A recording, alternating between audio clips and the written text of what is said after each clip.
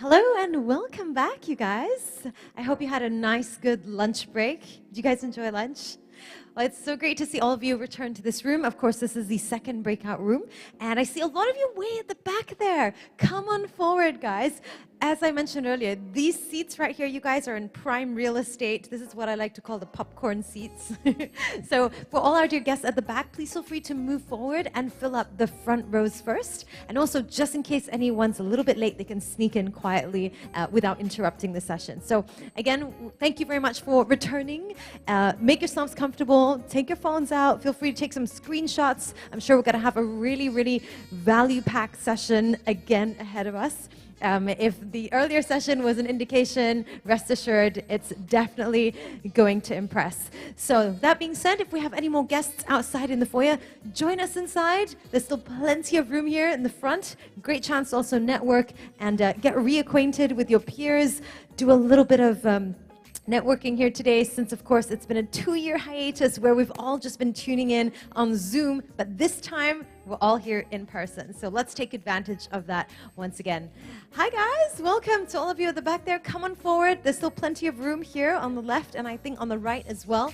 Loads of prime real estate still available. So that being said, we will be starting in a moment. A gentle reminder, if you are on your phones, take some pictures, but also don't forget to switch those alarms off and switch your mobile phones to silent. If you're like me, you have 10 alarms in a day, remember to switch your mobile phone to silent so that we don't interrupt the session. Okay, that being said, make yourselves comfortable. We'll be right back.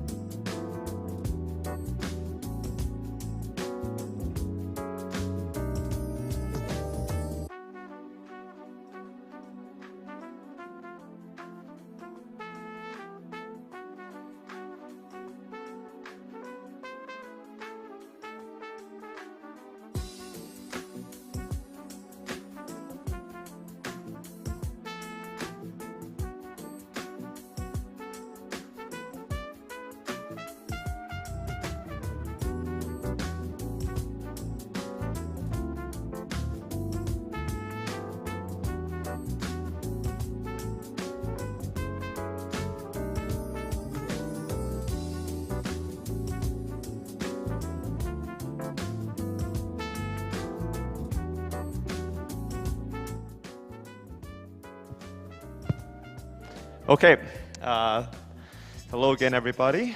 I hope you've had a good lunch earlier, and for the people watching from online, I hope you've also had your lunch as well. So, thank you for coming back to my session. Today we'll be talking about being top of mind, and really deep diving a bit more into branding and marketing. So, before we get started, I think these two words used quite interchangeably, right? Branding and marketing. I certainly thought they were the same thing before, but actually we'll be talking about how they're different and also why both are important to being top of mind. Before we go into branding and marketing, it's good to lay some context. I think Mr. Jovian also mentioned this exact words earlier today in his panel, right? That buyers control decisions, purchase decisions, not brands, not our family members, not our friends, right? But the buyers themselves. And as a buyer, I'm sure you also face this yourselves as buyers too, that there's just a lot of choice out there. And there's some sort of a risk, right? Trying out a new brand, while at the same time also not being super loyal to the old brand that they had purchased from, right? Unless they had a very long purchase history with them. So there's this buyer risk, if you will, coming from everywhere. And in Shopee's perspective, we believe that the connection with the buyer is quite key to cross over that obstacle of buyer choices and buyer mistrust. And what we mean by connection, right? We essentially look at four main things: so the authenticity. So, for example, user-generated reviews, either from your previous buyers or from a third party. Looking at the connection itself as well. Does the brand look like they display similar beliefs and values as the buyer? And then, of course, the general buying experience and the trust that they have in the brand or the seller. So let's get into it. So branding is primarily, who you are, what you offer, and why you do it, right? It's essentially the perception that you want buyers to have when they enter your shop, right? And both through that 0.05 first seconds impression, as well as also the first couple clicks and journeys into your shop, right? That's the branding, that's the impression you want to give them. Marketing, of course, is how you get them to that point, right? How do you get the buyer to see your branding and understand your branding? And if you do both well, your branding connects with the buyer, your marketing finds the buyer in the first place, then essentially you've reached the top of mind for that buyer. So with this simple framework, we'll dive into both a bit. And again, I think this is more of just a framework, really. It's not an all be all, but more for the audience to then think along these lines. What else you can do more for your shop to build upon this. So we'll be showing some examples on best practices for branding and for marketing. And for branding, the first thing that we would encourage, right, is our shop decoration tool, as this is the first 0.05 seconds that the buyer will see. So making sure that your shop actually uses this and that you do it well, right? A bit of creative planning in here, which personally I myself also cannot really give too much tips on. But if you do this right, the case studies have shown that we have an uplift in shop followers, increase in impressions, and also conversion as well. So that's the first thing. A case study of this is with Clark's. So you can see just on the visual here, right, that the brand identity is conveyed quite clearly in their banner. Very straightforward and very concise in what they want the buyer to take away from the brand identity in this particular case. And that brand identity and look and feel carries on from the shop deco page all the way into the SKU page, right? So it's a very seamless identity, a very seamless branding. So that's a good example, I think. And it might mean something else for your shop.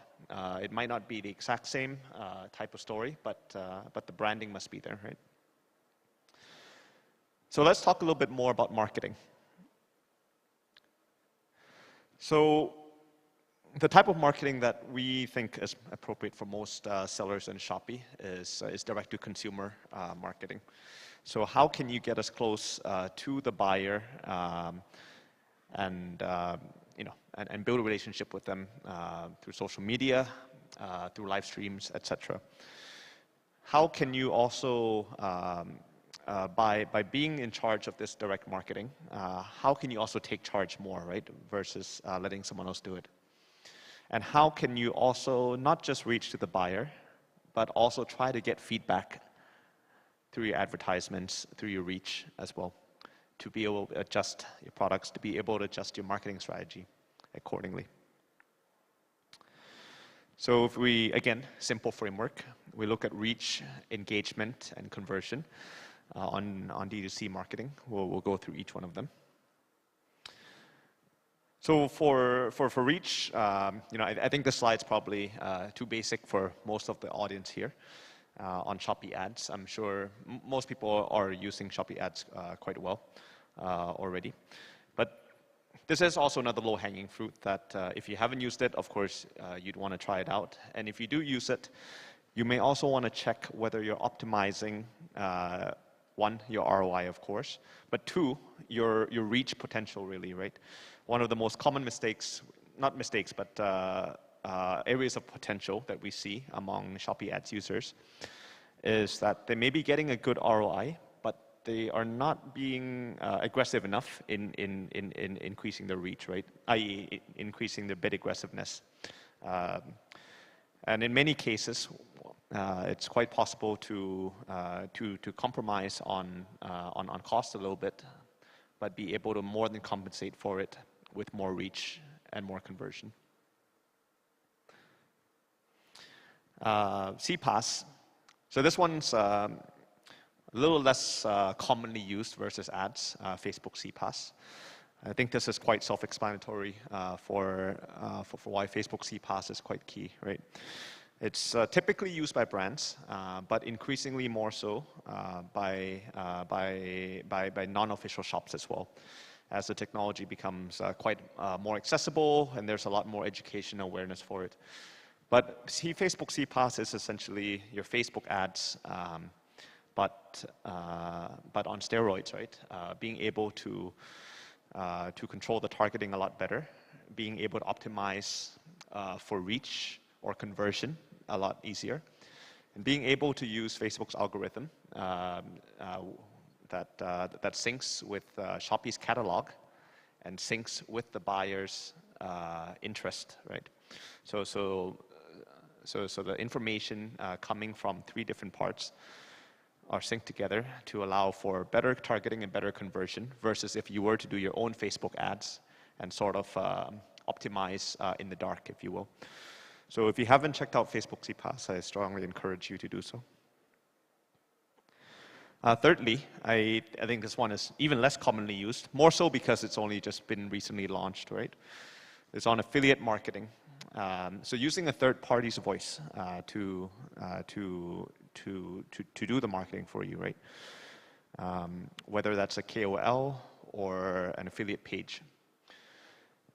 I think it's sometimes we forget that the past couple of years it's primarily been Shopee's voice shouting out to the buyer, right?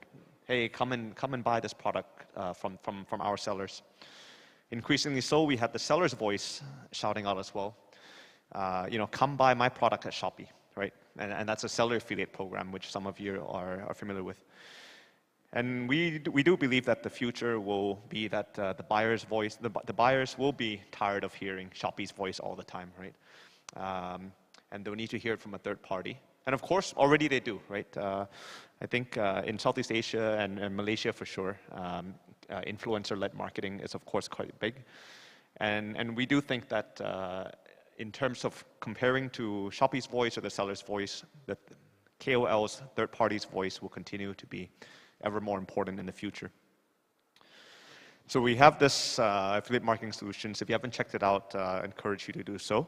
But essentially, it's a fixed commission, a performance-based fee marketing, where you can access a marketplace of different KOLs and influencers to market your products for you. You only pay a commission, a pre-agreed commission, when the sale has happened. We also have a new pay-per-post mechanic also launching out quite soon. So this is something that I personally am also keeping an eye on quite closely as I work in Shopee each day, right? To see how this tool helps sellers. Then, of course, you can also be your own KOL through a seller affiliate program. This one's been out for, I think, about a year now. But if you haven't tried it and you're feeling creative, I suggest you do. So in other Shopee markets, such as Thailand and Vietnam, the seller affiliate has actually become a very big source of sellers' side income. As the trend over there has really picked up, and sellers are getting very creative in their social media and really looking at this as a side job to do. And I think that in Malaysia we have already quite a few case examples of a few sellers that are doing seller affiliate, making side income, including Zuka Boutique, who has earned about 5,000 orders from a seller affiliate and a 5-digit incentive payout. Note that we also pay for the incentive commission for orders that are placed not just on your shop, but on all shops that the buyer comes into. So yeah, I think that was just a summary of sort of the reach tools that I encourage everyone to check out. Next on engagement, right? So what tools can we use to engage with buyers more? First one that comes to mind, of course, is Shopee Live. And there's no other online tool that allows you to engage as well as with Shopee Live, right? Of course, it's better than chat, and it's great because, of course, it's video form, because you can interact 2 ways, because you can give out rewards, and just generally, of course, the creativity that you can employ is nearly unlimited.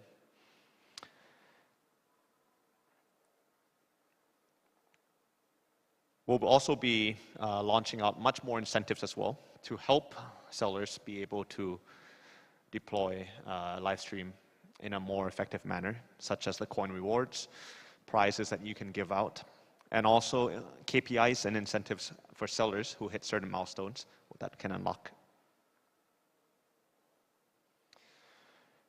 Aside from Shopee Live, it's also good to keep your customers engaged, both your existing customers as well as potential customers through chat broadcast.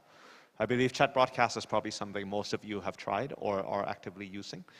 So I won't talk too much about this, but would say that also try to look at chat broadcasts that other sellers send to you, right? See what techniques they're doing, what types of keywords they're putting in that you might want to optimize for your one as well.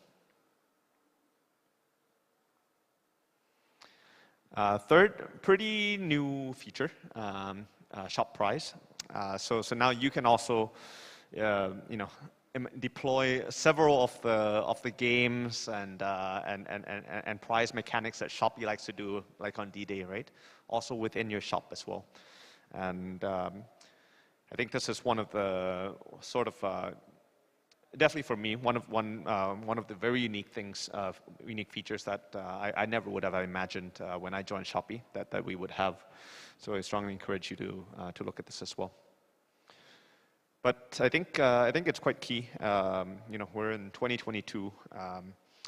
Marketing isn't just about reaching them digitally anymore and targeting them well and targeting the right people, but also about engaging, right? How do we get them to spend more time in your shop, to feel a little bit better when they're in your shop, to be put in the good mood that they may be able to convert.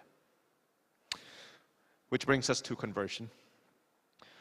So now that you've done the reach right, you've kept them in your store for 10 minutes now. What can you do to make sure all that effort isn't wasted? Of course, the classic mechanics, seller vouchers and discount promos. Not new to anyone, I'm sure. But I think the key thing is to ensure that these discounts and vouchers are there when you spend the effort and time on the direct-to-consumer marketing, right? Always make sure that we have the conversion mechanics there ready to close the deal in order to not to make waste of your reach and of your engagement efforts. Nothing is more persuasive than urgency, right? And I think in Shopee language for sellers, this comes out in the form of in-shop shocking sales that you can deploy.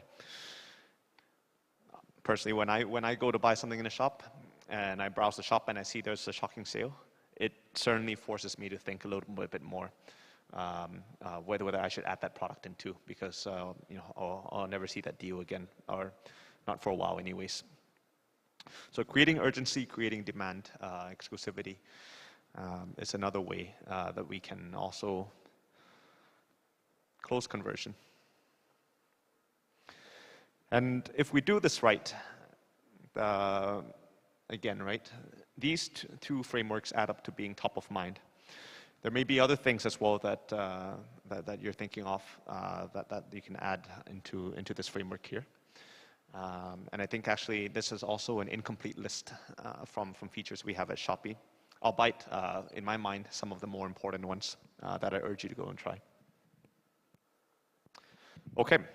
I think we have some questions. Okay, sorry. All right, so Darit, first of all, what a brilliant presentation. I was literally sitting at the edge of my seat. I'm going to stop you right there and keep you on stage, because in the meantime, for all of you here, we also want to make this a two-way conversation. So what we're going to do right now is we're going to flash on the screen, take out your mobile phones, you can scan the QR code and pose any questions that you might have for Darit regarding this entire presentation. This is the perfect opportunity to do so. So go ahead and scan the QR code and submit any questions that you might have. All right, so with that, in just a moment, we're going to welcome Darit to continue on. And I understand all of you who are tuning in from the comforts of your home on Zoom, you guys are already ahead of us. Hopefully some of you have already submitted your questions, and if you haven't, you can still do so right now. Okay, so with that, Darit, back over to you. Okay, thank you.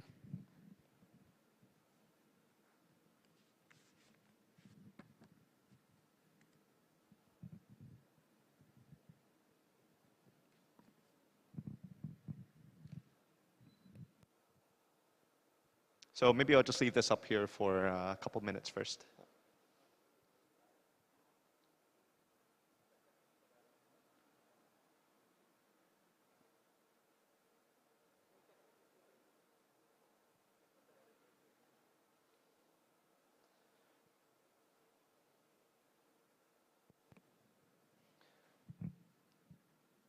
Do I just press this?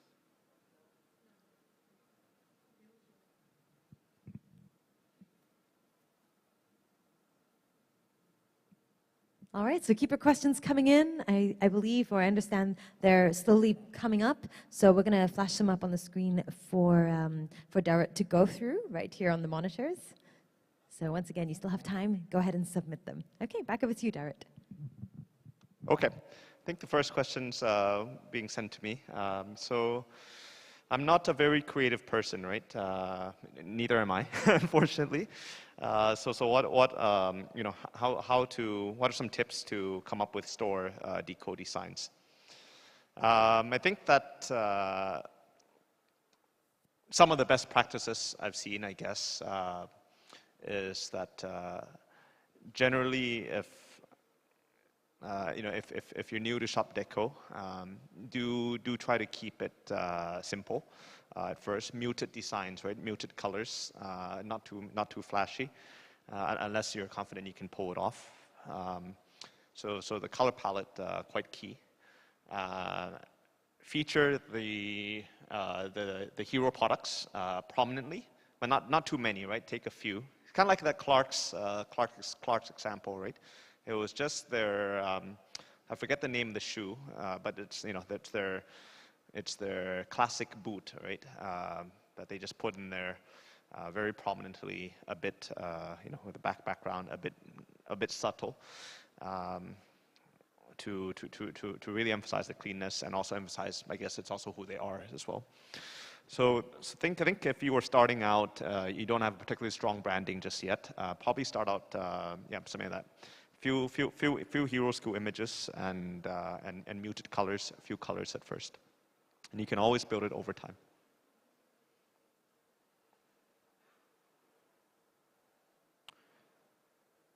Okay. Second one.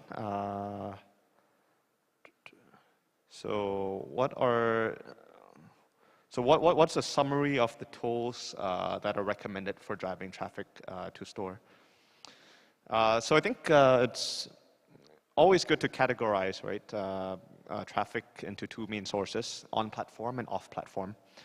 On platform, of course, the classic traffic capture is through our paid ads. As most of the traffic on platform is, of course, going through search. Some other areas are of paid ads that you may not know is that we have of course, the classic one is search ads, right? When buyers search for a shoe and your product comes up.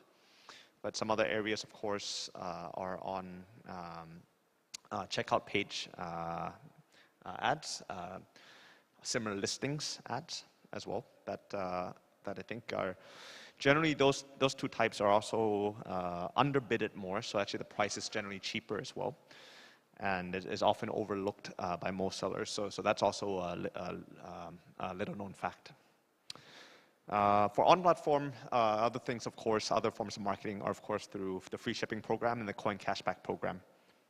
So actually, I'm not sure if many of you know, but the reason that we have this free shipping program and this coin cashback program, or one of the reasons, is that the counter of not having these programs would be that every seller's doing their own marketing, right? Some sellers offering free shipping, some sellers offering coin cashback of different discount values, right? When we do a platform-wide free shipping and coin cashback, it makes it easier for us to also educate the buyers as to what the program is, as a uniform and standardized program. So that's also sort of the strategic context for why this program exists. And personally, I do think that we have succeeded in educating the buyers on that. So it's also a uniform way to join this central messaging to the buyers as well. So that's, of course, another key area to capture traffic on the platform. If we talk about off-platform, I think we mentioned some of it earlier. Of course, looking at Facebook CPAS is one, is a key one. Looking at Google search ads is an increasingly popular choice as well. Generally, the ROI on Google search ads are also quite high. If you think about it, it's very intent-based, right? People go to Google to search for a product. That means that they're already, quite far ahead in the funnel, right? That they kind of want the product. They've already almost made up their mind to buy it. They just need to know where to buy it, which trustworthy place to buy it, where's the cheapest price to buy it, etc. So much higher ROAS than for CPAS. Arguably much higher ROAS than for paid ads also, because when you're on Shopee, you're sort of just browsing around, right? But when you go to Google, that's when you're quite serious that you want that product. You're trying to learn more about it and buy it. We talk about AMS, affiliate marketing solution. Hearing the advertisement from a third party's voice is always refreshing. So at Shopee, we're trying to also ensure that you have all the solutions to work on to work with KOLs as well and influencers. And then of course, my favorite, because it allows the sellers to win a commission, the seller affiliate program, right? I think these are the seller affiliate program. Don't underestimate it, right? Even if you don't have a big Facebook following, you never know if you create if you're trying to do this own content that you're trying to post and get buyers to click on your link to come into your shop. You never know what might happen, because what generally happens is that as you post more and more, you'll also try to build up your own page, your own presence, your own content on your Facebook page, on your Instagram page, wherever you're doing it from. And as you do so, to boost up your affiliate clicks, your online presence improves. As a result, your affiliate clicks improve, and you get encouraged more to build up your online presence and build up a permanent following. And I think there's no harm to trying this, right? And certainly no harm in building online presence if you don't have one already. If you do have an online presence already and you haven't started using seller affiliate, you should certainly give it a go. It's money on the table, I think, if you're not. Okay, next question. What are some tips on using seller affiliate? Thanks for sending the questions in such great order, because I was just talking about seller affiliate earlier, right? So you don't need to be a social media expert, right, to do well on seller affiliate. Although, of course, it helps to learn along the way. So a couple things, right, in no particular order. First is, I would say, use all the channels, right? Or if you don't have all the channels, create the channels, right, to at least test them out. So if you have only a Facebook presence, do create an Instagram, do create a Twitter, do create a WhatsApp maybe, that in case you do have a network of WhatsApp contact customers. Fun fact, right? I think in Thailand, a case study is that Twitter is actually one of the best channels for pushing home and living products, because that's where a lot of the reviews for home and living are at, and that's where people like to spend the time to read about how to organize their home, hacks to fixing their home, right? So make sure that you have all the channels. You're posting on all the channels. You can reduce the posts later on certain channels if they don't work, right? But I think try first. Second is post a lot, of course. That will probably help. Third is that there are certain best practices when we do seller affiliate links, and we see this because we have tens and hundreds of thousands of sellers doing seller affiliate links, right? And we see the data on who actually gets clicks, who actually gets commissions and orders, and the mistakes and best practices are quite clear. One, of course, is use the right link. That's the first thing. You'd be surprised that a lot of people do not. Secondly is that usually in Twitter and Facebook and IG, you can also put a link in your bio. This one is super key. If they're coming into your shop to check out your online presence, that is almost the second thing they see underneath your title, right? And that already affirms the notion in their head, once they come in, that there is a place they need to go to after, should they be interested to buy. And they'll click on that. Third is looking at also the way you display your posts. I think quite key. I'm sorry, I wish I had some case studies here, but I don't. What does a good post look like, right? Doesn't just need to look pretty, although of course it helps if it does. Some of the key attributes are, having a very clear, unique selling point, right? We talked about that this morning. Having a very clear call to action, something that captures their attention right away, whether it be a discount or a very irresistible promotion, right? So that is a certain other element. I would say the last thing, and I know this sounds like I'm just asking you to invest, but it's actually quite key, is that if you're using Facebook or IG, do try out boosting ads as well on Facebook, especially if you don't have that many followers to begin with. The difference is quite night and day. And if it doesn't work out, that the ROI isn't good, I think you can probably slow down a bit. But do try it at first. The difference is night and day when you boost the ads for your seller affiliate. Hopefully, you're able to find the balance, just like in paid ads, right? Where the amount that you're spending there is less than the amount of commissions that you're able to get from the side. And this, of course, doesn't take into account the sales that you'll be able to achieve in your shop as well. So that's on seller affiliate in particular. So maybe we'll take 2 more questions from here. Difference between AMS and seller affiliate. Okay, I think this one's quite short. As I mentioned earlier, AMS, affiliate marketing solution, seller affiliate, sound quite similar. We probably should have come up with a different name for it. But essentially, they're both affiliate programs, right? One, the seller affiliate, you are the KOL, and Shopee pays you to bring buyers into Shopee. And the other one, seller affiliate program, there we go. I'm also mixing up myself. Affiliate marketing solution program is where you as a seller pay a KOL or a third-party influencer to promote your products for you. So do you need both? I would encourage to do so. Maybe another question is, why might one work better than the other? I think that actually, why might one work better than the other? Obviously, if you're pretty savvy at social media marketing yourself, arguably seller affiliate might be more appropriate for you.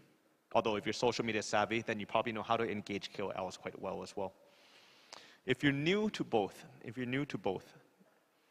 and you want something fast, I would say, you want something fast and with results, I would say try the third-party one, the affiliate marketing solutions, because it's something that you can plug and play quite fast and have a very expected result. It's performance-based, right? Either there's a result at a certain price that you expect and get guaranteed, or there is no result, right? And in which case there's no loss. So I would say try that first. On the other hand, if you have the time and you want to learn, you want to navigate this yourself, and don't want to invest, right? Well, you have to invest your time. Try the seller affiliate program. It's something that I think that as you go along the seller affiliate program, I think that it's social media marketing, trying your hand at that is certainly something that you probably wouldn't get the chance to do so if you're just focusing on platform at Shopee, right? You're just looking at on-platform traffic. I think this year is a great opportunity to try your hand at selling affiliate as well. Okay, maybe one last question. Shopee ads. What is a healthy ROI?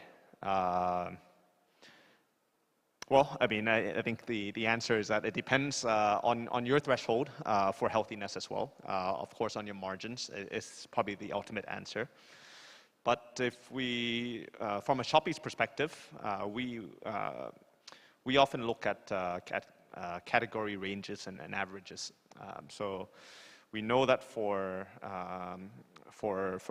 electronic categories, it's generally a bit higher. Can be up to around 10 plus X ROI. For more of lifestyle products, generally it's a bit lower. 6 to 9X is the norm. For FMCG, It really depends on the strategy. Some sellers, a lot of brands, generally more marketing budget, looking to spread awareness, not only just conversion, right? So sometimes can be lower ROAS of about 4x. But I would say that the overall average is probably about 6 to 8x overall for the platform, with electronics being a little bit higher. So if you're wondering how you can directionally, should you be optimizing your ads or should you not, right? Should you be going more aggressive? If you are over that range, let's say 6 to 8x as a rule of thumb, I think you can probably move in the direction of am I leaving conversions on the table, reach on the table here, right? Could I go a bit more aggressive if my margin allows me to? Because you're certainly playing a bit safer than the average seller is on Shopee. On the other hand, if you're lower than 6x, and your margin's already getting quite tight, then it's probably time to look at optimizing a bit more the SKUs you place on, toning down the aggressiveness a little bit on your ads. Yeah. Ads we can go on all day, and I'm probably not the right person also to be teaching the technicalities of it. Although we do have several Shopee experts with us today who I think can speak from personal experience on that. But I think just as a directional guide, that's probably what I would like to share with you today. Okay. I think that'll be all the questions we'll be taking for now. So thank you very much for returning to my session. And I believe we have intermission next, but I'll leave it to go through. Thank you. Thank you so much. Ladies and gentlemen, a big round of applause for Darrett right there. Brilliant stuff. And thank you for taking all those questions as well. And as he's mentioned, we will in fact be taking a short break for an intermission right after this. So thank you so much, Darrett. Would like to welcome you back to your seat. And do you know what? Darrett is still going to be around. So if you do have more questions for him based on his presentation, feel free to grab him and ask away. So ladies and gentlemen, I sincerely hope you enjoyed that just as much as I did. A lot of insight, a lot of great nuggets of information there as well. And if you're like me, perhaps you're also taking some snapshots of the slides too. And if you want to, you can always refer back to them after this. So ladies and gentlemen, a heads up to what we still have in store.